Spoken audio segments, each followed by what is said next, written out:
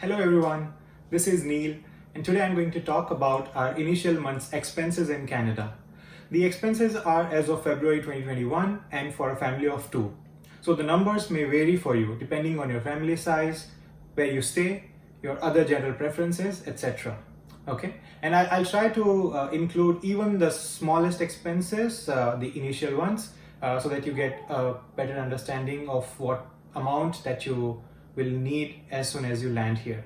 Okay, without any further ado, let's jump into it. So the first expense right at the airport for you will be your SIM card. It will be about $40. If I talk about Toronto Airport, they have a kiosk of Chatter Mobile that gives you prepaid SIM cards, and that's really your best option at the airport. So $40 for that and you are all set. Once you get a SIM card, if your friends or relatives are not going to pick you up from the airport, you'll need a cab ride, right? So use your SIM card, your new number, register for Uber, Lyft, and get a cab. So depending on the distance where you are going from the airport, it may cost about $50 if you are really close, let's say about 10-15 kilometers. If you are going farther, let's say in our case, we had to go about 70 kilometers away from the airport, and that costed us about $200 because we had to take a big cab with all our luggage and all. So about $50 to $200, that's the range depending on the distance. Next is the rent or your Airbnb.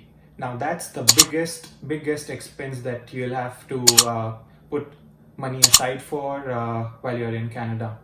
Normally, if you are renting, they'll want a couple of months advance. That's generally the first and the last month of your lease. So rents normally, they cost from anywhere around $1,200 for a one-bedroom basement to about $1,900 a month in Toronto.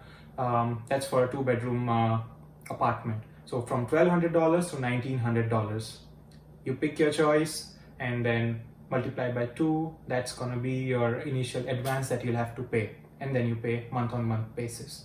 Okay, for us, we got an Airbnb because we weren't sure about our workplace.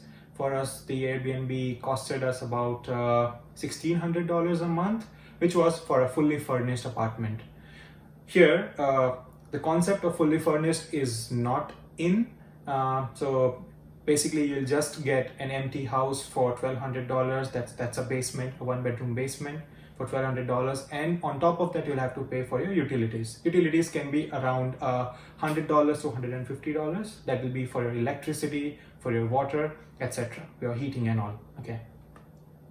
Next is transportation. So for transportation, to use the public transport, you can either pay cash per trip, or you get a Presto card. Now, a Presto card is a smart card which you can get from many retailers here. It is $6 for the initial card, and then you can load any amount. Starting even like $1.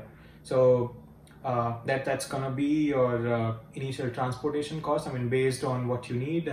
Could be $10, $20, $50, and you're ready to go, ready to use the public transport. Once you've got your transportation all sorted out, what you need here, the first thing you need here is the SIN number. That's your social insurance number. That doesn't cost anything. It's just like the trip to the Service Canada outlet. You have to go there and either you take a cab or the bus. You just need to pay for that fare, and the SIM number per se doesn't cost you anything. After you get your SIM, the next thing you should do is get your bank account. Now again, for new immigrants, bank accounts are free for the first year, and then based on the level of services that you need, you pay a monthly banking fee. Next, you need to have something to eat, right? You've got a place to live, but next is getting your groceries sorted.